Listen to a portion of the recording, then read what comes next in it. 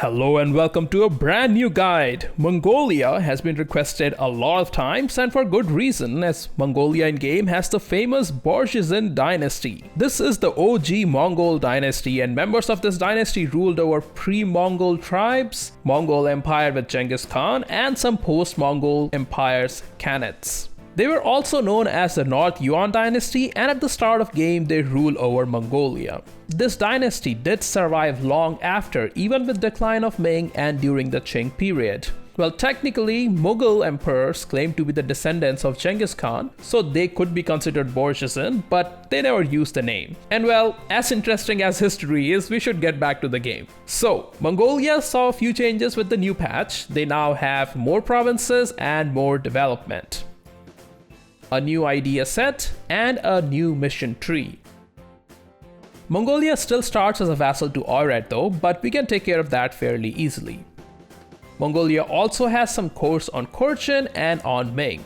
This guide is going to be a short one, mostly because the gameplay is fairly similar to the Oirat Yuan strategy. So I will divide this guide into 3 sections, after which you can pretty much follow the Oirat Yuan guide and you will be set. Firstly, we need to become independent before we can do anything else, and becoming independent is easy. Actually, the way AI plays, you could easily take on Oirat's 17k starting troops with your 10k army. However, they have an edge in that they start with Aisen Taishi, their awesome leader. You could also get lucky if you roll a good general with your ruler or heir. But in case you don't, you should start improving relations with Uzbek. You can get them to support independence in a couple of years. And that's good because we would also need that time to get more admin points to stack up when we declare war. So at the start, we will just lower army maintenance and wait till we have at least 200 admin points. And then we will declare the independence war with Uzbek on our side. You can also ask Chagatai to support the independence instead, and it doesn't matter either way. Just make sure you declare the independence war before Oirat goes to war against Ming. As soon as I attacked Oirat, they were declared on by Chagatai as well, and so you can imagine this war wasn't going to be hard. I wrapped up this war in a couple of years, got independence, took some provinces and all their money. Uzbek wasn't happy as I didn't give them anything, but who cares? I wasn't planning on keeping them as allies anyways. Taking the province of Karakoram here is important as that will complete a mission. Soon after, Ming will ask you to become a tributary and you should accept it. We can't really afford to fight Ming this early on. So in 1450, we are independent of Oirat, our former overlord isn't looking too good, and we are a tributary of Ming, which means we can now expand everywhere. And so we shall do just hoard things and expand everywhere we can. The idea is to become stronger, then take on Ming eventually. The first thing to do is definitely take our cores back from Khorchin. In my game, they had just been beaten up by Ming. They were allied to Zhangzhou, but I was pretty sure I could take them both on. It's also very important to expand east as early as possible. The reason is that we start without feudalism embraced. However, the Manchu tribes start with feudalism, which means we are going to take those provinces for ourselves. And that is the best way to embrace feudalism. Don't waste the monarch points developing that institution, it's not worth it. So we will take on Khorchin, get a border with Haishi, and then take those provinces to embrace feudalism. Zhangzhou was getting attacked by Korea in my game, so the war didn't take long. And I took my cores back from Khorchin, took all their money, and humiliated them as well. Immediately after, I decided to attack Haishi as one of their allies won't join the war. The hordes here aren't very strong at the start, so even when going 2v1, it's not hard to fight them. Just be patient and engage smaller stacks. AI tends to divide up their army. While I was sieging down Haishi, I noticed that Korea full annexed Zhangzhou, which was very surprising. And now they had a coalition against them. So I decided to join the coalition as well, because why not? This could be fun. Then I full annexed Haishi so I could get enough development in those provinces to get feudalism. I embraced feudalism immediately, then attacked Korea with the coalition CB. This war took a few years, but I was happy with just looting the provinces and beating Korea's army, and I let the coalition partners do the sieging part. So in few years, I pieced out Korea with them releasing Zhangzhou. I also humiliated Korea and took the war reps. I did not take any money here as I didn't have a lot of war score. Since it was 1460 already, I started developing Renaissance and I chose the province of Girin as I don't think there is a better province at this point for us. Next, I attacked Solon as they only had one weak ally. From this far, I decided to vassalize them as I didn't want to core all this region and we would need a vassal here anyways. Your targets here will vary, just choose whoever has the weakest allies. Next on my list was Udege. They were allied to Oirat, but as we saw earlier, Oirat was fairly weak now. By the way, one advice here is that don't worry too much about the rebels in your country. Ming does a very good job of unsieging rebel-occupied provinces, and they will even fight your rebels sometimes. So just focus on the wars and let Ming deal with rebels. I soon pieced out Oirat cancelling their course in Mongolia, as that would mean less rebels for us, and then I full annexed Udege, dividing them up between me and my vassal. After that, I cleaned up a couple of small hordes with Yeren first and then Korchen, and now I had truces with everyone around me except Chagatai and well, Ming, but we will get back to Ming later. Attacking Chagatai makes sense as they have provinces with our culture group. They had a couple of allies though, and I didn't want the war to drag on for too long, so I took some provinces and all their money and pieced them out quickly. So this is Mongolia in 1473.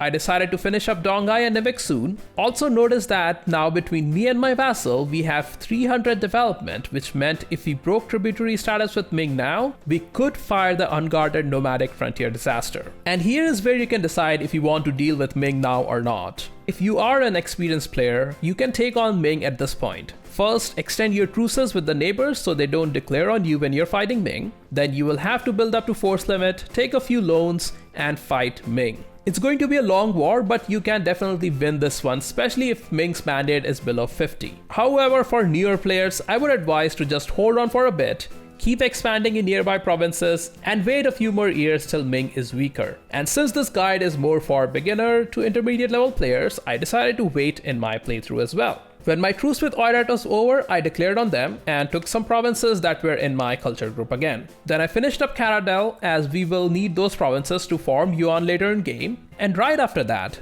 Janzhou and Korea declared on me, which was a bit surprising. They didn't have the numbers on me, and although I should have attacked them myself, it wasn't going to be a difficult war. I just took some money and war reps from them and I annulled their mutual alliance. On the west border, I noticed that Chagatai was really small now, and so I declared on them and vassalized them, as they had a lot of cores and it would be super easy to expand here with them. So now I had 2 vassals. After that, I declared a reconquest war on Yarkand using my new vassal CB, and I took all their courts back. So in 1501, Mongolia was looking stronger with a lot of provinces and 2 vassals. And now I was just waiting for Ming to pass a reform and for the Age of Discovery to end. While waiting for it, I attacked Korea, who had earlier expanded into Janzhou. I took 2 forts from them and a few provinces. Then I finished off Janzhou, and I had also developed colonialism by 1509. I went back to Oirat with Chagatai's reconquest CB, took a couple of provinces for myself and took some cores back for my vassal. It was 1514 and it was the age of reformation now, but I was still waiting on Ming to pass a reform, which finally happened in 1515. You can make the Ming War very easy if you wait till Ming passes a reform after the Age of Discovery ends. This fires a disaster in Ming, which gives them national unrest, army morale balance, and a ton of rebels. So I immediately broke the tributary status and declared on Ming using the Mandate of Heaven CB in 1516. Remember, Ming will not only get minus 15% army morale from the disaster, they are also suffering from all the low mandate malices. So beating Ming troops is not hard, especially in flat terrain as we are a horde. I only had 25k troops against Ming's 60k, but this war wasn't going to be hard. I sieged down their capital and other nearby forts quickly, and in just 3 years the Shun event fired for Ming, which meant a huge Shun had appeared and they declared on Ming. Interesting to note here is that we get an option to declare on Shun immediately as well. The other option is to lose prestige, so I decided to attack Shun here. It also gives us a lot of perma claims. I decided to peace out Shun with just white peace for now, as I was planning on taking a lot of provinces from Ming and I didn't want to be too overextended. And so I took Ming's provinces and their money. Remember to always raise provinces before coring. Now is also a good time to take Confucian as your syncretic faith, as a lot of development is now in Confucian provinces. Ming Persian was mostly complete by this time, and Ming won't be an issue anymore. Shun was looking too big though, so as soon as the courts were done, I decided to declare on Shun next. I took some provinces in the east, as those are the high-def provinces in China, and now I had a border with mainland Ming again, so I was ready to attack them as soon as the truce was over.